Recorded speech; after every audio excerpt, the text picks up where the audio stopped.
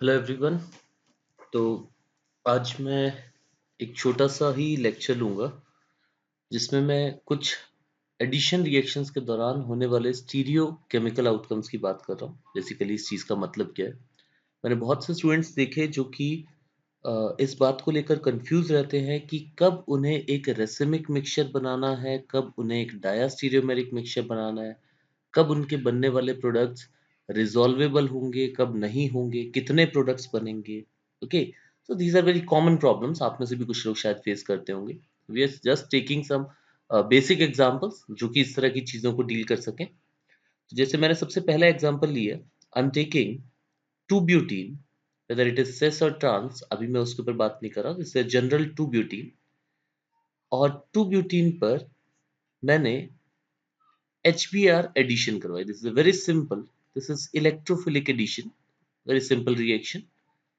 Okay, so if you are into the mechanism, तो आपको पता चलेगा कि सबसे पहला अटैक H प्लस का था, जिस कारण से आपके पास एक कार्बोकटायन जनरेट हुआ था, and that carbocation was sp2। ये समझ सकते हैं आप। And since it is sp2, that means जब इसके ऊपर Br माइनस का अटैक होगा तो वो अटैक ऊपर से भी हो सकता है और वो बॉटम से भी हो सकता है। ओके, इन दैट केस हमारे पास जो बनने वाला प्रोडक्ट होगा, that will be CH3 CH2 CH। I am making a curved bond which represents that bromine can be present either on the wedge or on the dash. Since there is only one chiral center being generated, आप ऐसे में बोलेंगे कि मेरे पास enantiomers produce हुए हैं। Okay, और I can say that a racemic mixture has been produced. Okay, this thing is very clear. अब इस बात से कोई फर्क नहीं पड़ रहा है कि आपका अल्कीन जो था वो सिस था या ट्रांस था, बिकॉज इलेक्ट्रोफिलिक एडिशन जो हमने अभी कंसीडर किया उस केस में कार्बोकटायन बना है। कार्बोकटायन sp2 हाइब्रिडाइज्ड है, दैट मीन्स ब्रोमीन ऊपर और नीचे दोनों साइड से अटैक कर सकता है। अब इसी क्वेश्चन को थोड़ा सा डिफरेंट मैनर में लेके चलता हूँ। Now I am taking another addition. Now this time the addition is for Br2 in CCl4. Okay, and as the mechanism suggests, this is an anti-addition. अब इस एंटी एडिशन को कैसे आप लोग याद करेंगे, I am not going into the detail of mechanism, मैं सिर्फ आपको कुछ तरीके समझा रहा हूँ। Now this is trans two butene. Okay, तो मैं ट्रांस को यूज करके चलूंगा एक तरह से उल्टा अल्कीन। ओके, और एंटी एडिशन को मैं नाम दूंगा, this is a type of उल्टा एडिशन। वर्ड उल्टा मतलब कि थोड़ा सा ये सीधा कंपाउंड नहीं है। आपके पास देख सकते हैं मिथाइल और मिथाइल ऑपोजिट साइड पे था, I am taking it as उल्टा एल्कीन। और एक सिंपल याद करने का तरीका, उल्टे कंपाउंड पर उल्टा एडिशन करने से प्रोडक्ट आपका सीधा बनेगा। सीधा stands for the two bromine atoms will be on the same side in the product, and as you can see this compound is a meso compound. Am I clear? So trans anti, you get a meso compound। बहुत commonly याद करवाया जाता है a rule called TAM rule। The trans alkene anti addition, you get meso as a product। और बड़ी important बात है यहाँ पर meso कंपाउंड के साथ उसकी इमेज भी बनी है, which is also meso, because meso और उसकी image, they are not considered to be two different compounds, they are considered to be same compounds। okay, again थोड़ा सा एक्सटेंड करते हैं क्वेश्चन को। in the next part, now I am starting with a cis 2 butene, this time the alkene is taken as cis। Addition मैंने अभी भी इसके ऊपर Br2CCl4 किया, that means this time the alkene is cis, addition is anti। The product I'll be getting will be CH3 C Br Br and CH3 और इस compound की एक इमेज। और इस पर आप देख सकते हैं कि इस बार जो कंपाउंड है वो एक्टिव है। ओके, रूल कैसे याद रखेंगे? That's a cis alkene anti addition and I am getting a racemic product because एक एक्टिव कंपाउंड और उसकी इमेज दोनों मिलकर एनेंटियोमर्स है। एनेंटियोमर्स के मिक्सचर को मैं रेसमिक मिक्सचर बोलूंगा। So this is the car rule. Am I clear? तो these are very simple problems. आप में से ज्यादातर लोग इस तरह की प्रॉब्लम्स जहां पर भी आप पढ़ रहे हैं, आप इस तरह की प्रॉब्लम्स देख चुके हैं। मैं इन्हीं प्रॉब्लम्स के ऊपर थोड़ा सा नया कुछ क्रिएट करने की कोशिश कर रहा हूं। Okay, now I am taking cis 2 pentene. इस बार मैं स्ट्रक्चर ड्रॉ नहीं करूंगा और उसमें आपसे डिमांड कर रहा हूं that you have to add Br2 in CCl4। और अगर आपने कार रूल अप्लाई किया the question will get wrong because that CAR rule is valid for symmetric alkenes. First thing, अगर आपकी एल्कीन सिमेट्रिक नहीं है आप प्लीज किसी भी तरह के शॉर्टकट से बचिए। हाँ, आप डेफिनेटली इस चीज को रूल कर सकते हो कि 5 कार्बन की एल्कीन टू सेकेंड पोजीशन पर, तो अगर वो Br2 CCl4 का एडिशन करता है and since it is cis, that means आपको सिर्फ ये ध्यान रखना है, आपको कार या TAM, you don't have to apply shortcuts. आपको क्या रखना है, आप लगाएंगे bromine and bromine on the opposite side. This is the rule कि अगर एल्कीन सीधी मतलब कि सिस एल्कीन है तो रूल सिर्फ इतना कहता है कि आपके लगने वाले दोनों ब्रोमीन एटम्स ऑपोजिट साइड पर लगेंगे। And second thing will be its image that together they are racemic mixture.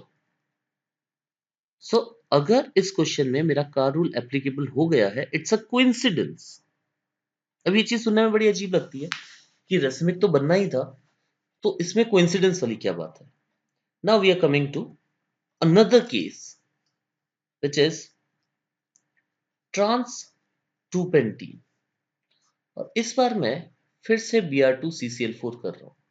अगर आपने कार के शॉर्टकट की तरह यहां पर टैम लगाने की कोशिश की तो शायद तक अब की बार वो कोइंसिडेंस ना बैठे, बिकॉज रूल केवल ये कहता है कि अगर एल्कीन ऑपोजिट एंड्स वाली, दैट मींस एल्कीन एक ट्रांस किस्म की एल्कीन थी, so the only thing you can do कि आप दोनों ब्रोमीन को उल्टे पे उल्टा, दैट मींस सीधा प्रोडक्ट, दोनों ब्रोमीन सेम साइड पे लगेंगे, प्लस इस कंपाउंड की एक इमेज तैयार होगी।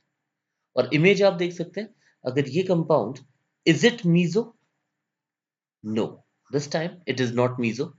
दैट मींस ये कंपाउंड और इसकी इमेज तैयार हुई है और दोनों ही कंपाउंड्स ऑप्टिकली एक्टिव है, तो इस बार मिक्सचर क्या कहलाएगा? रेसिमिक। दैट मींस आपका टैम रूल वैलिड नहीं हुआ। Am I clear? तो सबसे पहले मैं आपको आपके शॉर्टकट से बचाना चाह रहा हूं। स्कार एंड टैम रूल बहुत अच्छा रूल है अगर इसको थोड़ा सा स्मार्टली यूज किया जाए। Okay, now what about some questions जिसमें मैं पूछा आता है कि आप मुझे नंबर ऑफ प्रोडक्ट्स बताइए, और एक और क्वेश्चन साथ में नंबर ऑफ फ्रैक्शंस बताइए। Now this is very new question.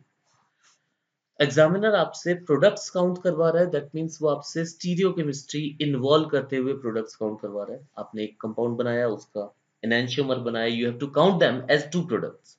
But when they are talking about the number of fractions, that means वो बात कर रहा है कि फ्रैक्शनल डिस्टिलेशन करने पर आपको कितने प्रोडक्ट्स मिलेंगे। ओके, दैट मींस आपको एक प्रॉपर्टी ध्यान रखनी है कि जो आपके एनैंशियोमर्स हैं, they are having same physical properties, और अगर उनकी सेम फिजिकल प्रॉपर्टीज हैं, इसका मतलब फ्रैक्शनल डिस्टिलेशन करने पर वो ग्रुप अलग नहीं होंगे, वो एनैंशियोमर सेपरेट नहीं होंगे। But if we have diastereomers, diastereomers के अंदर, चाहे आपका ज्योमेट्रिक डायस्टेरियोमर्स हो चाहे ऑप्टिकल डायस्टेरियोमर्स हो, ये दोनों ही चीजें गर्म करने पर सेपरेट होंगे because they have different boiling point. Okay, so now the question is, मैंने आपको एक simple CH3 CH double bond CH single bond CH3, मैंने यहाँ पर अभी HBr एडिशन की बात की। I get 2-bromobutane as the major product in the form of a racemic mixture. So the answer I'll be writing कि there are two products and one fraction। बात समझ में आ रही है? और इसी क्वेश्चन को अब मैं अगर लेकर चलता हूं that I have CH3 CH double bond CH and CH3, it's a trans 2-butene, I'm taking Br2 CCl4, the product I am getting is Br plus इसकी एक image and meso compound, as you can see this is a meso compound. Meso and its image are same compounds, and if they are same compound I'll be writing one product and one fraction. Am I clear? Another question, this time I'm taking a cyclohexene. Okay, in the cyclohexene मैंने डाला HBr. Okay, and examiner इस, ध्यान रखिएगा examiner आपके दिमाग के साथ खेल रहा है। वो जानता है कि 80% of the students are somewhat fearful, somewhat afraid about the stereochemistry, और वो आपके इसी डर का फायदा उठाने वाला है। वो यहाँ पर आपको क्वेश्चन देगा और उस क्वेश्चन में आपसे स्टीरियोकेमिस्ट्री या स्टीरियोकेमिकल प्रोडक्ट्स पूछेगा। बहुत ध्यान से देखिए, साइक्लोहेक्सीन पर अगर आप HBr एडिशन करेंगे, so the product you will be getting is ब्रोमोसाइक्लोहेक्सेन। और आप देख सकते हैं there is no chiral center, no chiral center and no geometrical center. That means you've got only one product and one fraction. Okay, question बहुत आसान था और बहुत आसान क्वेश्चन के अंदर ही गलती करने के चांसेस ज्यादा थे। ओके, इसी के साथ साथ अब एक क्वेश्चन को थोड़ा सा लेवल बढ़ाया, मैंने आपको फिर से साइक्लोहेक्सीन दिया, दिस टाइम ऐड करने के लिए आपको बोला DBr। जैसे आप DBr लेंगे, now the products will be, आप इन बॉन्ड्स पर ध्यान दीजिए जो मैं बना रहा हूं, these are curved bond, curly bonds बनाए हैं।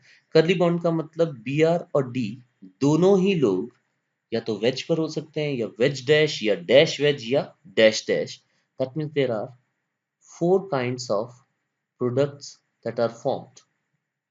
Now this thing is very special. वो 4 प्रोडक्ट क्या है? दोनों लोग या तो वेज पे आ जाएं, दोनों लोग डैश पे आ जाएं, एक वेज एक डैश दूसरा wedge. Okay, now these 4 products अगर मैं देखता हूं तो आपके पास ज्योमेट्रिकली देयर आर 2 फॉर्म्स जो कि यहां पर प्रोड्यूस हुए। Geometrically there are only 2 forms. One is कि या तो आपका Br और D दोनों लोग वेज पे लगे, ओके, या दोनों ही लोग डैश पर भी लगे, वो भी एक ही बात है बिकॉज दोनों के दोनों रहेंगे तो सेम साइड पर। और दूसरा केस हो सकता था कि इनमें से एक वेज लगे और दूसरा आदमी डैश पर लगे। अगर एक वेज और एक डैश है, इसका मतलब मेरे पास it's a trans form with respect to Br and D, and the first case it is cis form with respect to Br and D। तो ज्योमेट्रिकली मैंने 2 फॉर्म्स बनाए, one will be called cis and another will be called trans।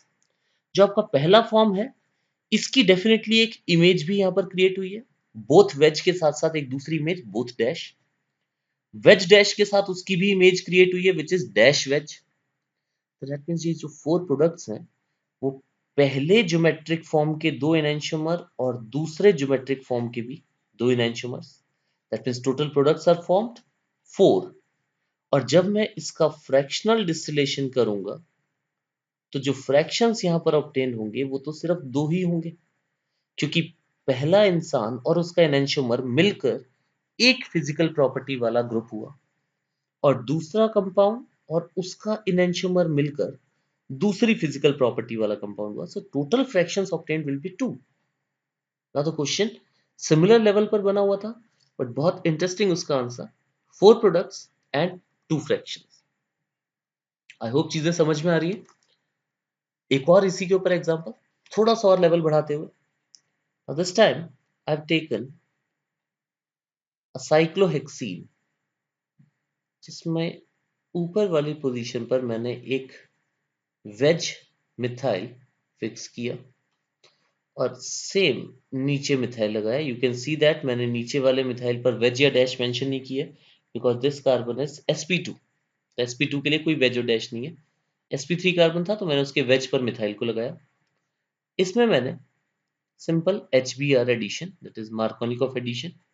अब Markovnikov addition में सबसे पहले H plus गया होगा। जब H प्लस गया होगा तो यहाँ नीचे वाली पोजीशन पर प्लस आया। This is the methyl group attached. ऊपर एक मिथाइल वेज पर लगा हुआ और यहाँ पर आपका H लग गया। H वेज पे लगे या डैश पे लगे मुझे फर्क नहीं पड़ रहा है, बिकॉज ये सेंटर तो कायरल है ही नहीं। क्लियर? मुझे तो नीचे वाले सेंटर की टेंशन है। अब जब इसके अंदर Br आके लगा होगा, Br माइनस, तब सोचने वाली बात है कि ऊपर वाला मिथाइल अपने वेज पर फिक्स रह गया है और नीचे वाला मिथाइल डिपेंड करता है कि अगर ब्रोमीन वेज पर आया होगा तो मिथाइल डैश पर होगा, और अगर ब्रोमीन डैश पर आया होगा तो मिथाइल वेज पर होगा। That means there are, first thing, there are 2 products possible. Okay, now क्या इनके अंदर कोई भी कायरल सेंटर है? आंसर इज नो, क्योंकि अगर मैं देखता हूं तो इसके राइट हैंड साइड और लेफ्ट हैंड साइड के ग्रुप्स एक जैसे हैं। That means there is no chiral center present, first thing. फिर भी ये दो प्रोडक्ट्स क्यों हैं? Because these two are geometrical isomers. If you can see, इन दोनों प्रोडक्ट्स में अगर मैंने वेज पे मिथाइल लगाया, इस मिथाइल को देखिए जिसको मैं सर्कल कर रहा हूं, तो इस वेज मिथाइल को या तो अपने सामने वेज पर मिथाइल दिखेगा या अपने सामने वाले वेज पर ब्रोमीन दिखेगा। That means these are two geometric products and geometrical isomers, उनकी तो फिजिकल प्रॉपर्टी अलग होनी ही है। इसका मतलब मेरे पास दो प्रोडक्ट्स हैं और दो ही मेरे पास क्या ऑब्टेन होंगे? फ्रैक्शंस।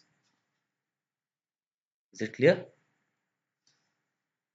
अनदर क्वेश्चन, इस बार मैंने CH3 CH, इस CH के डैश पर मैंने लगाया benzene PH, CH2 CH2 CH double bond CH and PH। Okay, और अब इस कंपाउंड में हमने डाल दिया HBr। So according to Markovnikov addition, जो आपका carbon which is close to benzene, this will get the bromine and this will get the hydrogen। जिससे हाइड्रोजन मिला वो सेंटर तो कायरल ही नहीं है, लेकिन जिससे ब्रोमीन मिला that will become a chiral centre. और कायरल होने के कारण ये ब्रोमीन या तो उसके ऊपर वेज पर जाकर अटैच होगा या डैश पर। There will be two possible configuration for this carbon. और जो दूसरा कार्बन एक और यहां कोने में बना हुआ है जिसको मैं स्क्वायर के अंदर डाल रहा हूं, इस कार्बन पर भी कायरलिटी थी, लेकिन रिएक्शन के दौरान इसकी कायरलिटी को डिस्टर्ब नहीं किया गया है। कि अगर ये R कॉन्फ़िगरेशन है या S कॉन्फ़िगरेशन है, जो भी कॉन्फ़िगरेशन है, इसकी कॉन्फ़िगरेशन को चेंज नहीं किया गया है। And this carbon, this has been changing either wedge और डैश, यानी कि जो मेरा बनने वाला प्रोडक्ट होगा, again there will be two products जिसमें एक सेंटर की कॉन्फ़िगरेशन, लेट अस से मैंने R अज्यूम कर ली है, वो तो अपने R पर फिक्स्ड है, and the second centre can be R as well as S. That means product mixture will contain a compound with RR configuration and a compound with RS configuration. और ऐसे mixture को हम लोग बोलेंगे again a डायास्टीरियोमेरिक mixture, मतलब कि दो fractions. Okay, that means मेरे पास दो प्रोडक्ट्स बनेंगे जिसको बॉईल करने पर मैं दो फ्रैक्शंस ऑब्टेन कर सकता हूँ. सो this is another type of question जो कि फिर से स्टीरियो केमिस्ट्री के ऊपर ही बेस्ड है. एक और क्वेश्चन इसी लेवल पर चलते हुए. Now this time I am taking CH3 CH. CH की डैश पर मैंने लेटर से ET को लगाया. CH2 CH double bond CH and PH, और इस पर मैंने लगा दिया इसके अंदर DBr एडिशन. ओके, तो DBr एडिशन का मतलब जो आपका रेड सर्कल्ड कार्बन है इट विल गेट ड्यूटेरियम, और जो आपका ब्लू सर्कल्ड कार्बन है इट विल गेट ब्रोमीन. और आप देख सकते हैं कि इस बार ये दोनों के दोनों सेंटर्स कायरल होने वाले हैं एडिशन के बाद में. एंड द फर्स्ट कार्बन, ये वाला जो ब्लू सर्कल के अंदर मैंने ऊपर लेफ्ट हैंड साइड पे जो रखा है, इस कार्बन में पहले से ही कायरलिटी थी.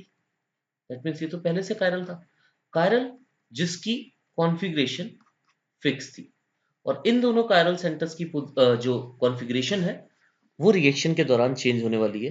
दैट मीन्स अगर मैं पहले से जो कार्बन कायरल है उसको मैं R पर फिक्स्ड कर देता हूं, तो बचे हुए दो सेंटर्स या तो RR हो सकते थे या RS हो सकते हैं या SR या फिर SS. So overall I'll be getting four products: RRR, RRS, RSR and RSS. And these four compounds, first thing, the answer will be four products. और आप यहाँ पर इनकी कॉन्फ़िगरेशन देख सकते हैं. आई होप आपको स्टीरियोकेमिस्ट्री में कॉन्फ़िगरेशन के हिसाब से रिलेशन निकालना आता है. You can see that these four compounds are four diastereomers, and if they are diastereomers, so there will be four fractions also. Okay, so these are very basic questions regarding that electrophilic addition. और यहाँ पर बहुत सारे और questions बनाए जा सकते हैं. इन द नेक्स्ट वीडियो में ऐसे ही कुछ और क्वेश्चंस लूंगा. मुझे इस वीडियो पर आई होप कि आपको अगर कोई डाउट्स आते हैं, so you can always message me on the number 9582999301. I am Divik Jain.